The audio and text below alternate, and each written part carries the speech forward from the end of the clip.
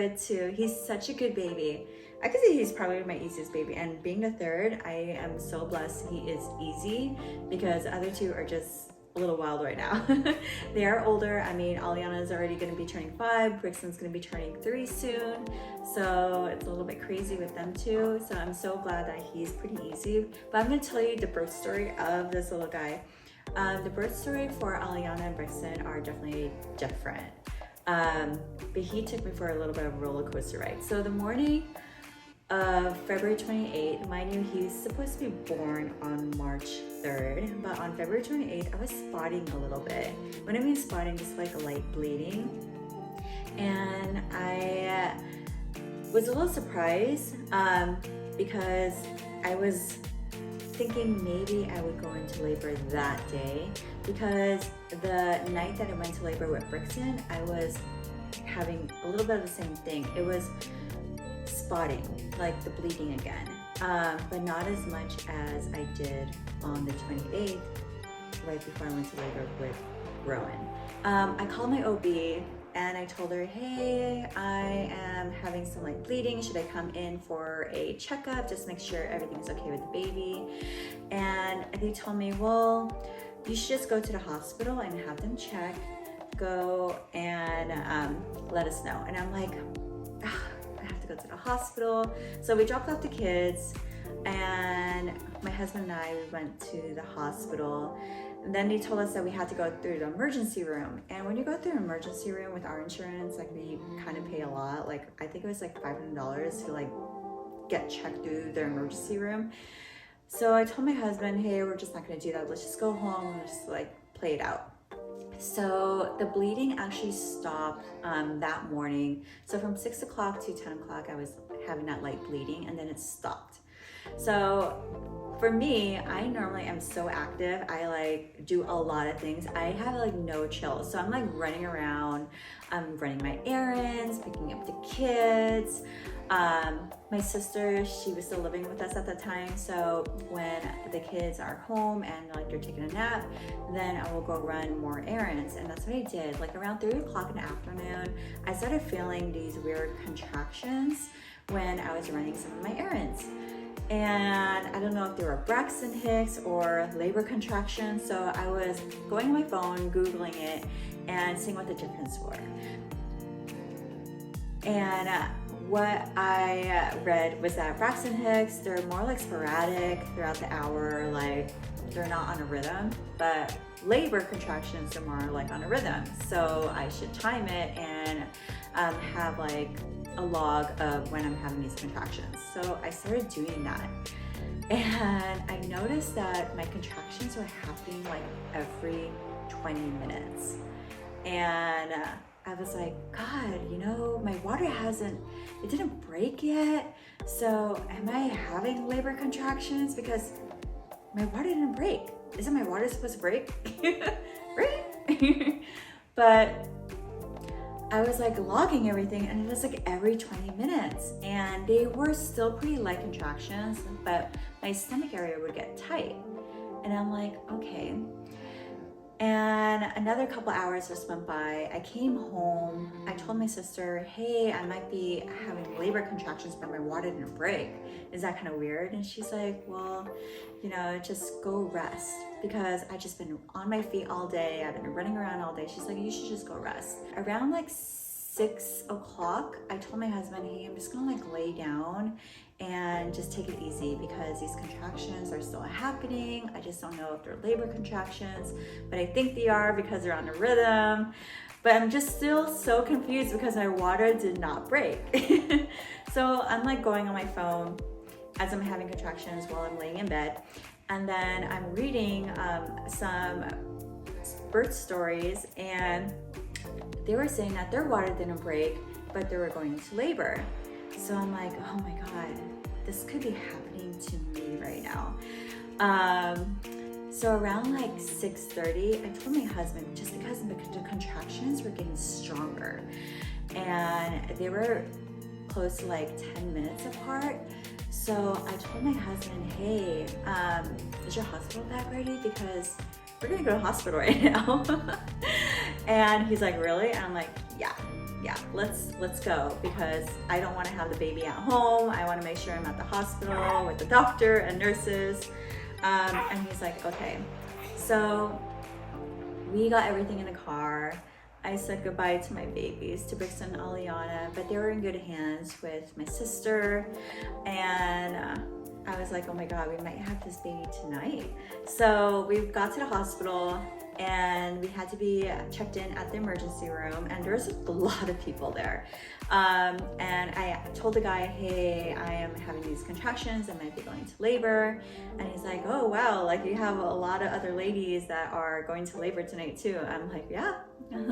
And then I got checked in, I got sent up to the labor and delivery department, and I just hear like this lady, she's screaming because she's going to birth, and I'm just like getting nervous. I'm like, oh my God. But she didn't get an epidural, so I'm like, I'm getting epidural. Like I hope I get the epidural in time. But they checked me into the room and they hooked me up onto the machines, and they were monitoring my contractions. So they told me that my contractions aren't that close apart yet, so they might not admit me and they might just send me home. And I'm like, you are not sending me home with these contractions. So I just told the nurse, like, yeah, these contractions are getting stronger. I really don't want to be sent home. Hopefully you guys can admit me. So that's all I could say. You know, I'm not gonna make a huge fuss about it, because I know that there's a lot of women being admitted because they're actually like going into like active labor. An hour went by and my contractions were getting stronger. So they told me, okay, we're going to admit you. And I'm like, thank you. And then as I'm going through contractions, I'm like holding onto the side of the bed of the rail, and I'm like, oh my God. Contractions they creep up on you. And the way that my contractions, as they're getting stronger, it's like back labor. So it starts like around my butt area, and then it just gets stronger and stronger. And it feels like, honestly, it feels like you have to like take a poop, but you don't have to take a poop. I know, TMI. And then my belly just gets tighter and it just gets intense.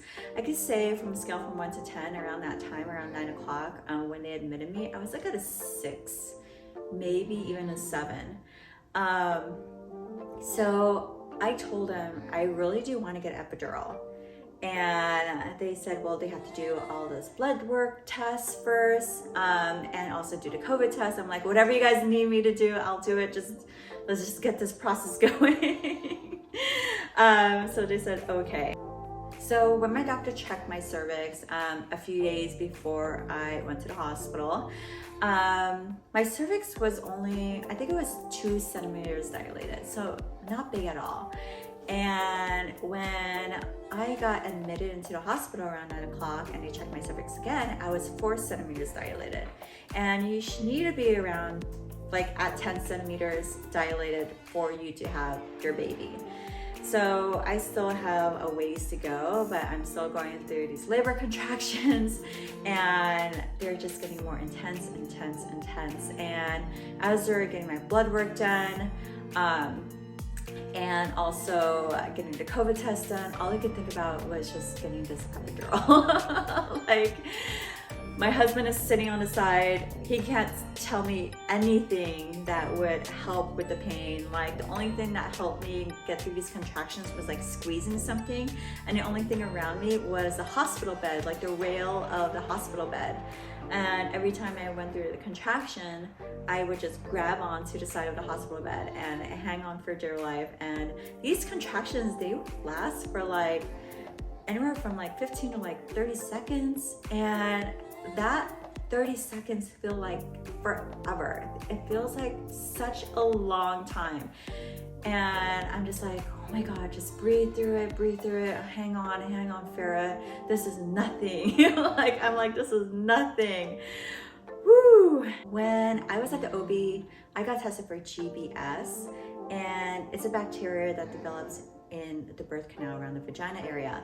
So before the baby comes out, I need to be given these antibiotics. So they gave me antibiotic fluids through my IV, and I need to take these antibiotics 3 times every 4 hours before giving birth.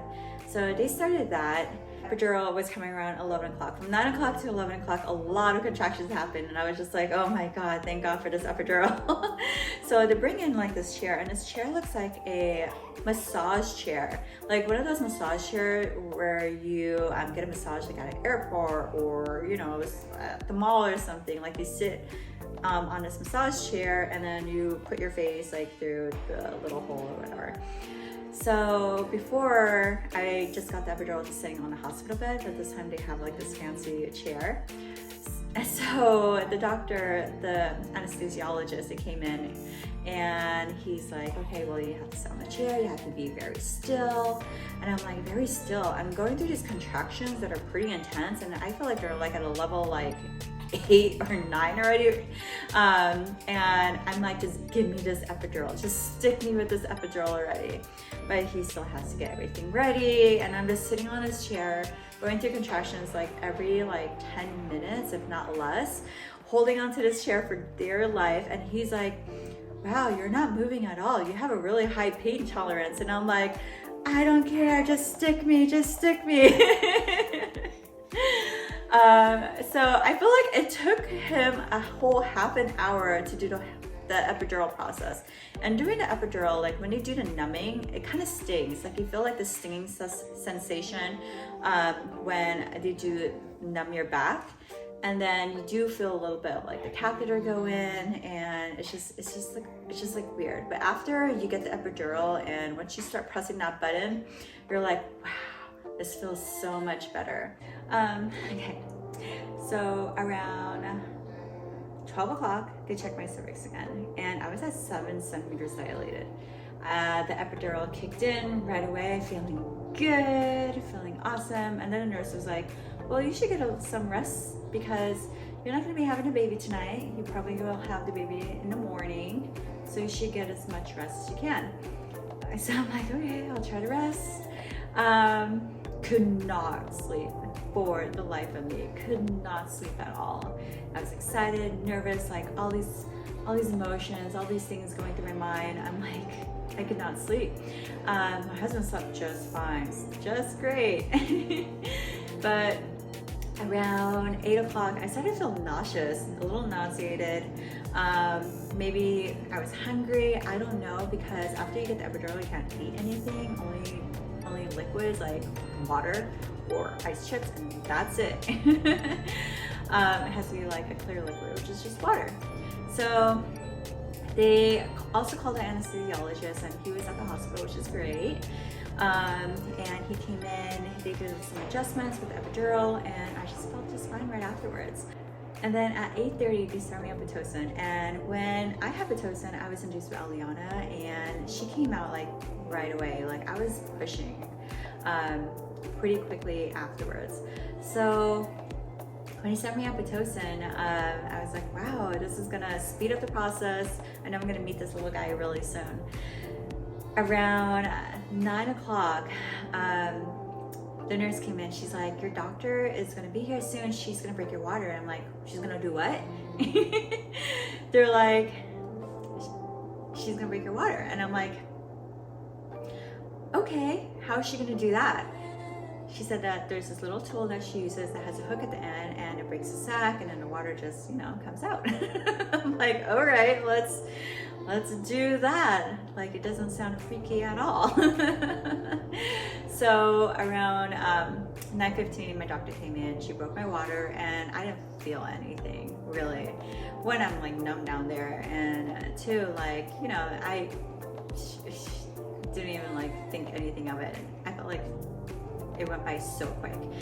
Around 9:30, they started getting everything ready for me to push. So they moved things around in the room, they brought things in the room, they got the nurses, they got more people in there from different departments. Everybody's just looking at my vagina, getting me ready. I'm like, yay, there's like 10 people in here. It's not weird at all. So around 9:45 is when I started pushing. So my doctor was like, Vera, push, push, push. You know, every push, I would take a deep breath and then push, and take another deep breath and then push, and take another deep breath and then push again. And then they'll wait until I have another contraction. Once I have that contraction, I'll start pushing during that contraction. 15 minutes went by and Rowan was being stubborn, like he was not coming out. My doctor's like, are you feeling anything down there? And I'm like, no, I don't feel anything. So she told the nurse to make some adjustments with epidural so I could feel something. And after another, I would say 10 minutes passed by, they're like, do you feel anything now? And I'm like, yeah, I can feel a little bit. And they're like, okay, perfect. Start pushing again. And I'm like, okay. During me pushing, I started having a bloody nose just because it was just like too intense. Like when you're pushing, like your face hurts, everything just like, everything above your neck just hurts. My whole head hurt, you know? And I could feel like the pressure on my face. Like I felt like my eyes were gonna burst out of my head. Like it's just that much pushing, like the intensity of it. So I started having a bloody nose, and my husband, he got a tissue, he was putting a tissue on my nose. They also put me on some oxygen. So when I'm not pushing, they would put an oxygen mask on me so I could breathe and, you know, get like more oxygen, and my bloody nose would stop, and it actually did. Thank God, because I'm bleeding, you know, down there too. And then the doctor is like, let's push again, let's push. I'm like, all right, let's do this. Let's have this baby. Get him out of me already. So I'm pushing and pushing. She's like, I see him pop out, and he kind of just goes back in again. And I'm like, why? The same thing was happening with Brixton when I was like pushing with Brixton. Like he would come in and go out, and come in and go out, and come in and go out. Like, I'm like, why is this difficult for these boys to come out? Like, get out already. So the doctor's like, just push harder, push like you're pooping. And I'm like, all right, I hope I'm not pooping. Like, I'm pushing. So I gave it one final huge push because my doctor said, he is almost out, just push really hard. And I pushed him really hard, and he came out face up. Normally the babies will be face down when they come out, but he came out face up, like, hi. And I could not stop staring at this angel. Like, they didn't give him to me right away. They had to clean him up, check him. And I was just like looking over. I'm like, oh, he's so perfect. He's so beautiful. I love this baby so much. I carried him for so many months, and I'm finally gonna get to meet him and hold him. After the nurses cleaned him up and they gave him to me, and I held him in my arms for the very first time, like, it's so beautiful. And you just look at your baby and you're like, I need you. Like, you were the most perfect little angel ever. I'm gonna take care of you, I'm gonna love you, do anything you want me to do. Like, you're just so in love again, you guys. Like, it's the most beautiful thing. Like, you think that you won't be in love as much as you would with your firstborn, or your second, or my third, but that feeling just comes back all over again, and you just look at your baby and you're like, oh, it's the most beautiful little thing ever. Came out 6 pounds 10 ounces. He's my heaviest baby. Aliana and Brixton, they were 6 pounds 2 ounces, 6 pounds 3 ounces, and he's been such an angel. I always knew I wanted a bigger family, and my husband was done at 2 after Brixton was born. Brixton was hard. He was colicky, he had reflux. So my husband was like, you have a boy and a girl, like, you're done. I'm like, I don't feel done. So my husband and I, we had talks about it. I wasn't pressuring him, but I was just like, you know, like, I really do want another baby, and we got pregnant again and had Roen. So his first name is Roen-Kade, Roen-Kade, Roen-Kade. I thought of Roen, my sister actually came up with Kade, so that's his full first name. And I'm just like so happy that he now is here. He completes our family of 5. He's probably going to be my last baby because my husband is planning to get a vasectomy, and I'm like, but I get it. Time to move on and start a new chapter, raising our babies and just enjoying every single moment with them. But since he probably is my last baby, I'm trying to enjoy every last second, every milestone, document everything, like take so many photos. Honestly, I feel like in his first week, I probably had like 10,000 photos and videos of him. Like so much.